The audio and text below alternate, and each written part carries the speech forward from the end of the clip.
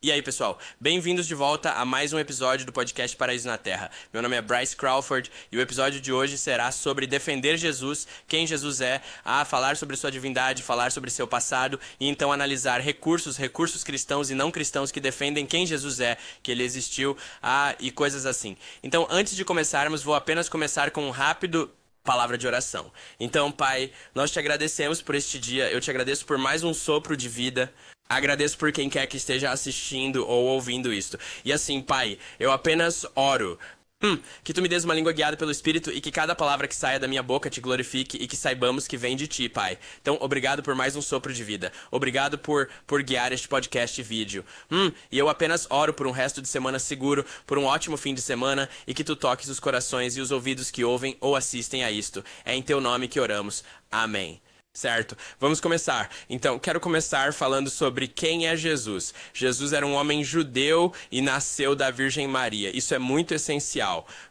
Isso é muito essencial para quem Jesus é e para a sua divindade, porque o fato de Jesus ter nascido de uma Virgem Maria significa que ele não herdou o pecado. Ele nasceu de uma virgem. Então, como sabemos, em Gênesis, quando vemos as consequências de morder a maçã e ceder e permitir que o pecado entre no mundo, nós herdamos o pecado através sexo. Porque quando um homem e uma mulher têm relações sexuais, herdamos o pecado através disso. Mas como Jesus nasceu de uma virgem, não há herança de pecado nisso. Então isso fala imediatamente sobre a divindade de Jesus. A melhor maneira de descrever a divindade de Jesus é através deste muito simples um termo teológico chamado a união hipostática. É onde Jesus era 100% homem e 100% Deus. E eu acho que isso é crucial, porque vou ser completamente honesto com você. Se Jesus não fosse 100% Deus, então seu sacrifício não significaria absolutamente nada. Porque se Jesus não tivesse deidade e se Jesus não fosse Deus, então seu sacrifício ele não teria conseguido suportar todos os pecados do mundo e ser capaz de perdoá-los. E veremos mais tarde que ele foi alguém que literalmente perdoou pecados, não apenas através de sua morte na cruz e ressurreição, mas vemos ele perdoar pecados, como mais tarde neste podcast. Você me verá falar sobre como ele perdoa pecados mais tarde na Bíblia quando cura pessoas ou quando pessoas o encontram por causa da fé radical nele. Então essa é uma coisa chave. Devemos entender que Jesus, sendo 100% homem e 100% Deus, permite que seu sacrifício assuma o peso do mundo e lhe permita perdoar pecados. Porque se ele não é 100% Deus, como eu disse anteriormente, então seu sacrifício não significa absolutamente nada. Agora, isso é só um pouco sobre Jesus, mas a predição sobre Jesus, as pessoas pensam que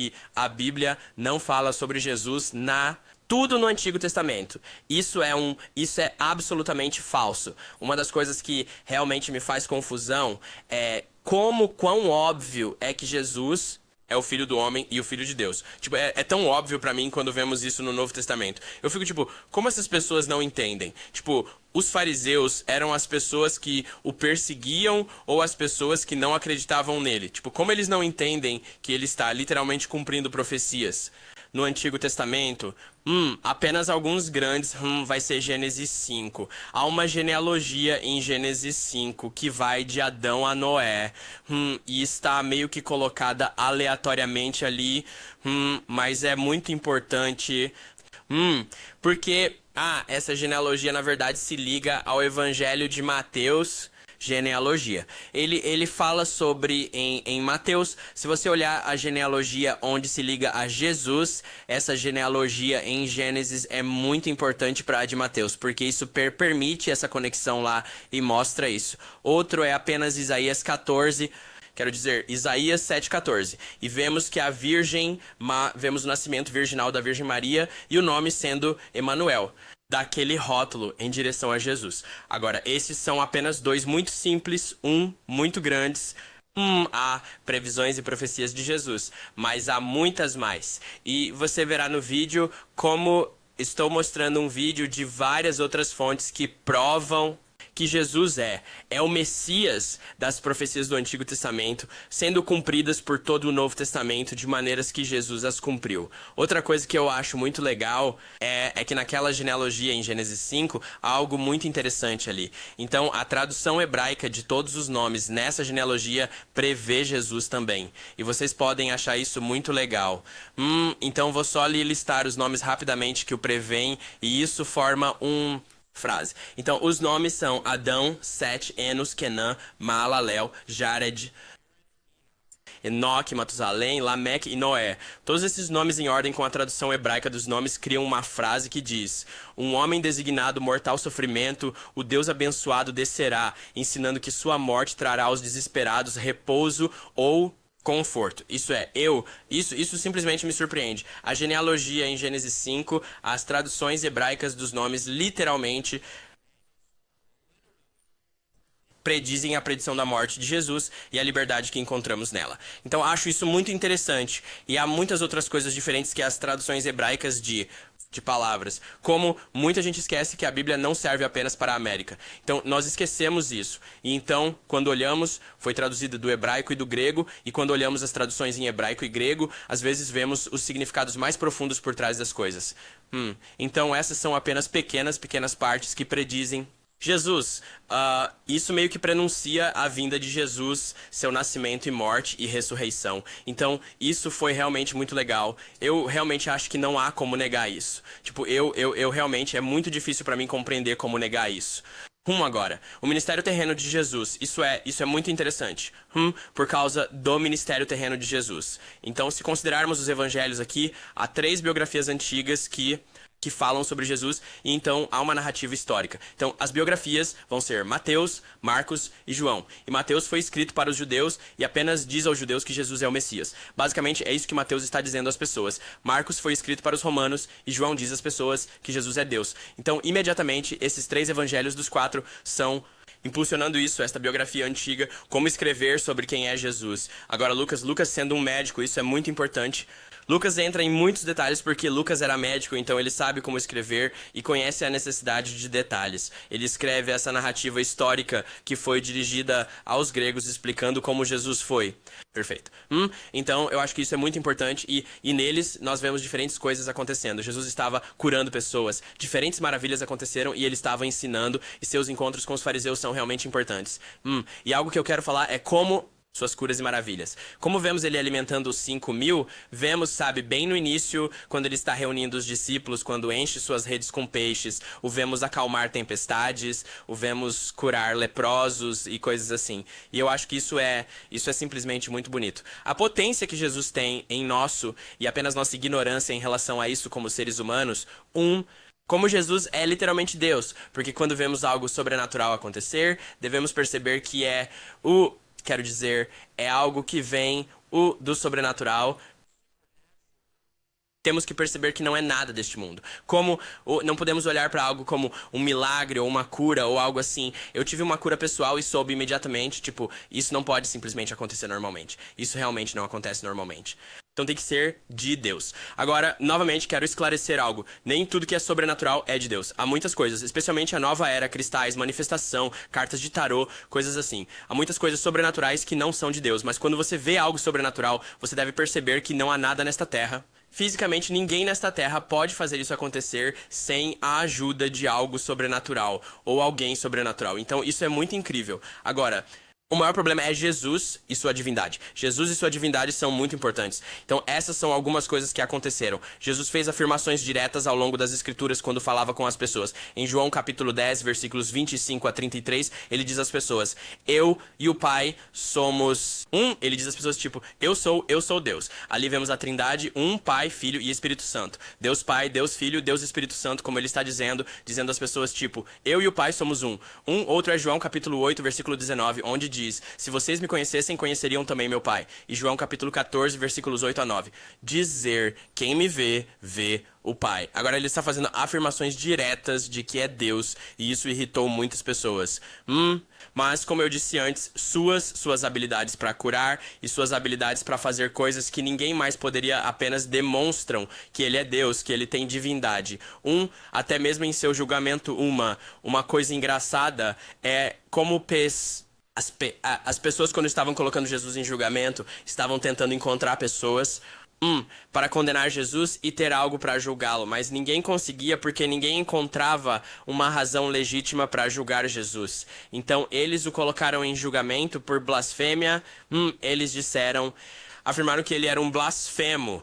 E vemos isso. Ele não está sendo julgado por suas ações, mas estava sendo julgado por afirmar ser Deus, mesmo sendo Deus. E sua defesa foi de que ele é Deus e não é um blasfemo. Tentou dizer a essas pessoas. Agora, isso ainda me impressiona como no Antigo Testamento prevê tudo isso acontecendo. Todo esse tipo de coisa acontecendo e ainda assim acontece. Isso acontece porque nada pode interferir na vontade soberana de Deus. Coisas pelas quais oramos e coisas que pedimos a Deus podem estar alinhadas com a vontade soberana de Deus, mas nada pode alterar a vontade soberana de Deus. O que, eu acho muito interessante. Então sim, quando Jesus estava em julgamento, sua defesa para todas as acusações era: bem, eu sou Deus, eu não sou um blasfemador, como estou tentando dizer a vocês, como eu sou Deus. Então isso foi muito, muito incrível e algumas de suas reivindicações indiretas, como ele não falar diretamente sobre isso, foi que ele aceitava a adoração. João 4 nos diz que devemos adorar em verdade e espírito, e assim, muitas vezes, vemos ao longo, você sabe, eu darei exemplos, mas como em Mateus 8, havia um leproso que louva Jesus após a sua cura. Houve um cego em João capítulo 9 que louva Jesus após a sua cura. A irmã de Lázaro em Marcos 14 e Mateus 26 faz isso. Agora uma das minhas histórias favoritas está em Lucas 7 com a mulher e o frasco de alabastro de unguento. Acho que é muito bonito, porque quero que você pense sobre isso. Não vou enfatizar rapidamente. Este vaso de alabastro com unguento era muito caro naquela época. E às vezes as pessoas levavam 1 ano de salário apenas para conseguir este vaso de alabastro com unguento. E porque ela reconhece a divindade, a retidão e a grandeza de Jesus, ela está disposta a abrir mão disso facilmente, sem dúvida. Ela não hesita um segundo para ungir Jesus, como com este frasco de alabastro. E acho que é muito especial, porque às vezes temos que pensar, como temos que sentar e pensar antes. Queremos dedicar nossa vida àquele que nos deu vida, àquele que nos deu a chance de liberdade. Como temos que sentar e pensar sobre abrir mão disso quando esta mulher imediatamente entende a importância de Jesus e pensa: sim, eu vou abrir mão de uma das coisas mais caras que possuo para ungir Jesus com isso. Eu acho isso muito bonito. Então ele aceitou a adoração e perdoou pecados, como eu disse antes em Marcos capítulo 2, João capítulo 5. Quando as pessoas eram curadas, como ele perdoava seus pecados porque via sua radical fé. E algumas outras afirmações indiretas são que ele afirmou ser a vida em João capítulo 14, versículo 6 e João capítulo 15. Ele ensinava com autoridade e fala com a palavra de Deus. Essas são apenas algumas das afirmações indiretas que nós sabemos, como esse homem é Jesus, como ele tem divindade, ele possui divindade. E falando em divindade, alguns de seus títulos de divindade seriam Yahweh, que significa Senhor, eu sou, Filho de Deus, Filho do Homem, e Abba Pai, e vemos ele se referir a Deus como Abba Pai. E isso irritou as pessoas, especialmente os fariseus, porque eles eram seguidores de regras, pessoas legalistas, e isso irritou eles porque ele estava afirmando ser Deus e eles não perceberam isso. E então o chamaram de blasfemador. Mas ele não é um blasfemador, ele é Deus. E assim, com esses rótulos são adequados para Jesus porque ele possui divindade. Mas esses fariseus ficavam irritados. Isso simplesmente me machuca o coração ver essas pessoas não entenderem que Jesus é Deus. Realmente machuca meu coração. Agora, eu poderia falar sobre a Bíblia o dia todo e como ela apoia Jesus, mas não faria sentido eu não mostrar alguns recursos não cristãos e pagãos que literalmente provam que Jesus existiu.